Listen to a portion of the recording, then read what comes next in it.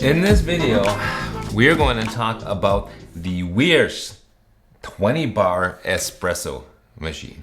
Now they call it 20 bars. I'm sure it's not really 20 bars. I'm going to put some B-roll here to show you how high the pressure actually gets. And just so you know right off the bat, 20 bars, it's only a marketing ploy. These machines don't run at 20 bars. They're not supposed to run at 20 bars. We're looking more for like 8 or 9 bars. Anyway, this machine is a kind of a cheap espresso machine. Comes with 51 millimeter pressurized baskets. Pressurized means that there's just one hole on the bottom.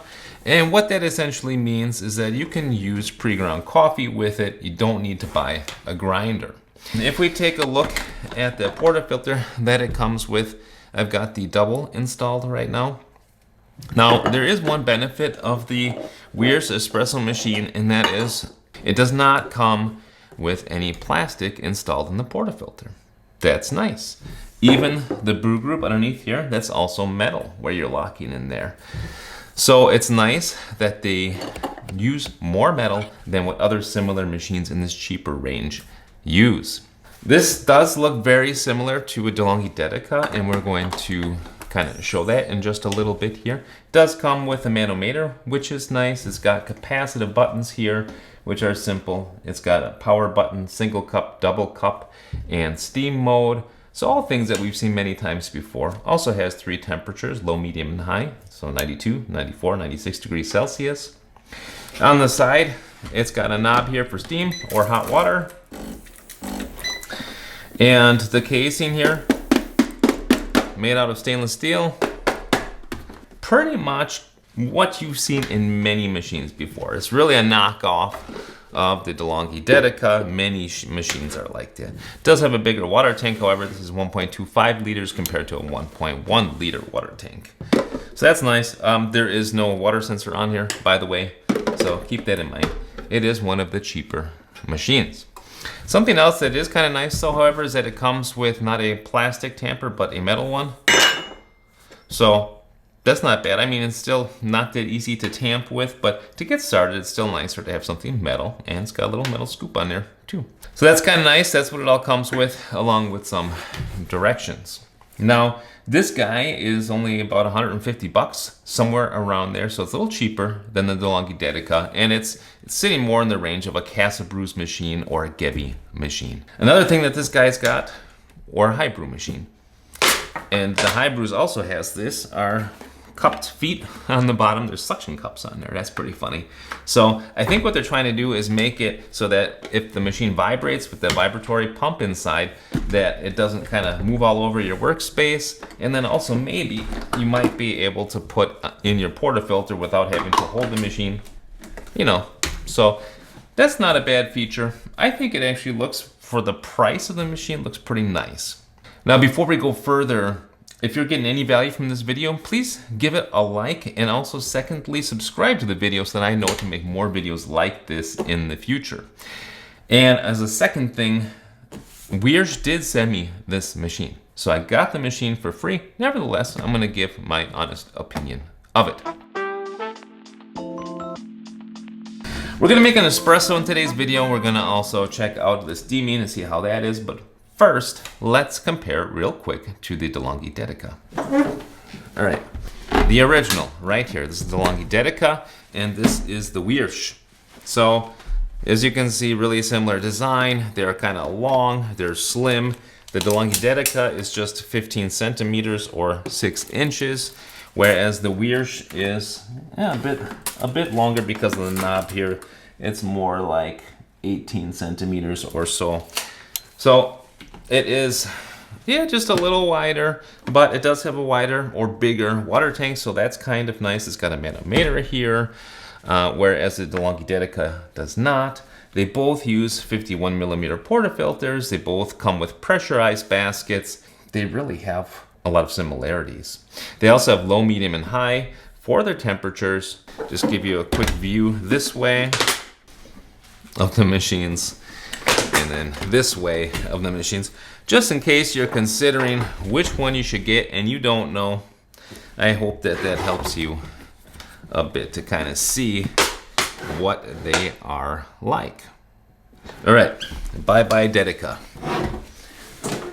All right, so I thought what would be good to do now would be to make a pressurized espresso. Let's see what that looks like, because that's how the machine comes.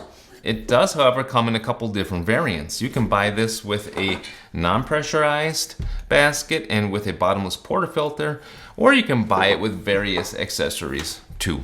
It's all available on Amazon. But we're gonna try this just in the very basic configuration.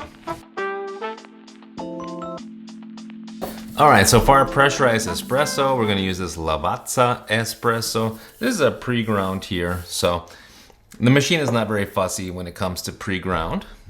So I'm just gonna put some in there with this middle scoop. I find that it's about 13 grams or so that you can fit comfortably in there. More than that, and you end up having kind of a difficult time fitting the portafilter in the machine. So I'm just gonna kind of even it out a little bit, like so. Let me smooth out the espresso just a little bit on top, and then give it a tamp here with the included tamper scoop. Alrighty. So that's what our puck looks like, and let's see what we get out.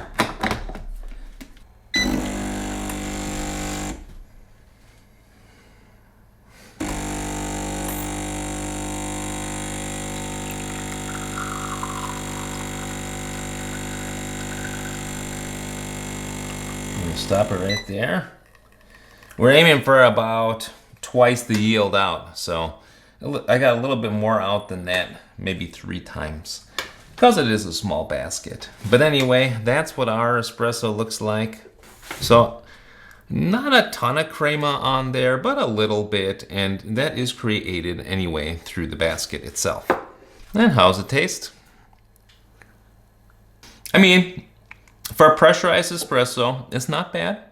You get some chocolate notes, but you don't get a ton of flavor intensity.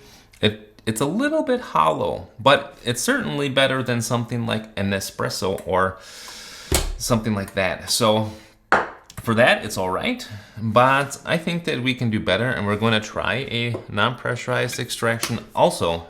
But I did want to show you this way because that's how it comes. Now, you can also do this better if you don't use, for example, this pre-ground stuff that's already pretty old.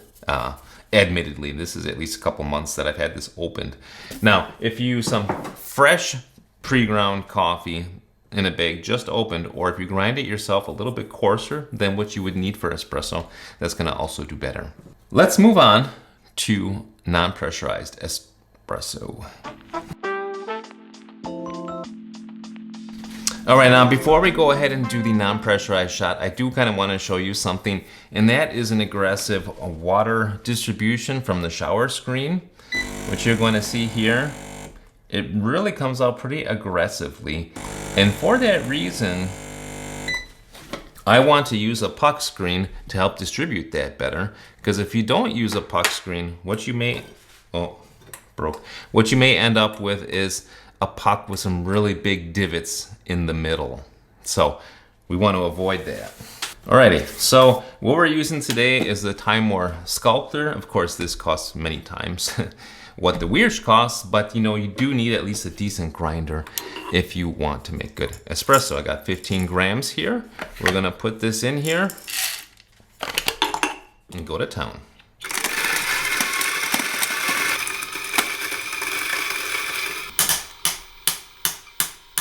My setting was at 4 here, by the way, with my machine calibrated at 0 for the burrs touching.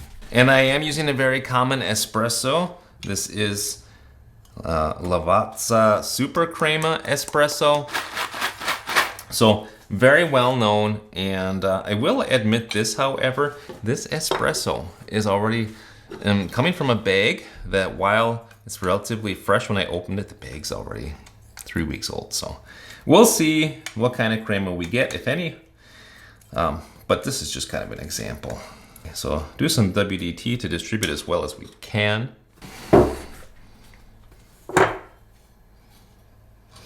And I am going to use a Delonghi tamper, just so you see, it's the same, 51 millimeters.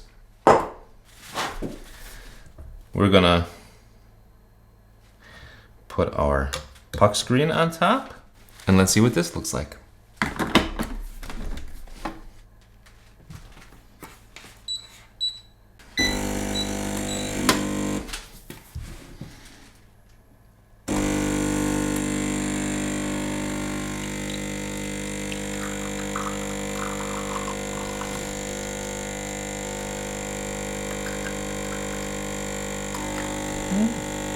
Little spraying. Stop it right there. Okay. So there's our espresso right there. It's got a little more crema, and you did see some spraying in there. But again, I'm at the end of my bag, so you're not going to get the most beautiful shots, and let that be a lesson that you need to use the freshest beans that you can. But despite the fact that it sprayed a bit, despite the fact that the bag has been open a couple of weeks, it's still got a lot more flavor depth than the pre-ground. It's very tasty. It's got certainly notes of brown sugar in there. It's not bitter. It's pretty well rounded. Mouthfeel is pretty good. A little bit of caramel.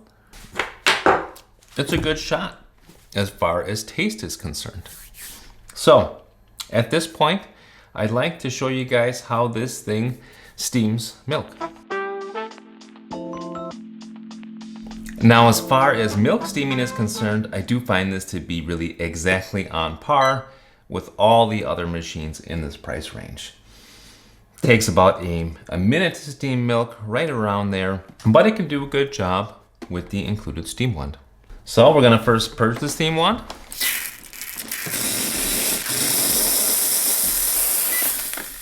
And now let's see how long it takes to steam.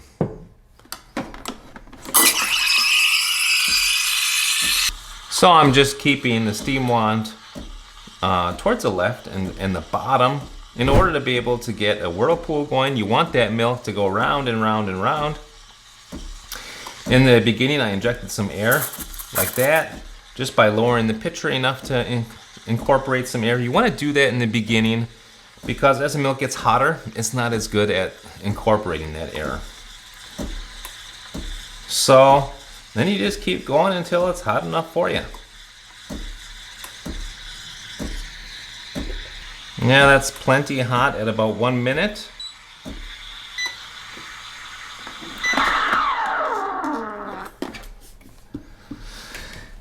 And we added 20 grams of water, or 20 milliliters of water, to the milk. That's actually not bad for a thermoblock machine, pretty decent. With others, I often get 25 or even 30 grams of water, so it's relatively dry for what it is. Let's make ourselves cappuccino here.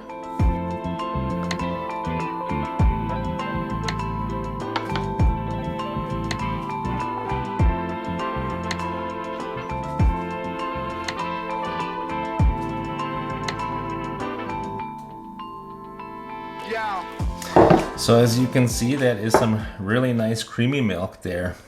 Worked out real good. Any machine that's got a decent steam wand on it like this one can do a nice job with steaming milk. With that being said, I would say that this one is a little bit better than others in this price range, because actually the steam is relatively dry. That's nice. All right, let's knock out that puck and get some final thoughts here. This way you can see actually that the puck is pretty nice and smooth with using this puck screen on there. Okay. Let's give this tasty looking cappuccino a taste.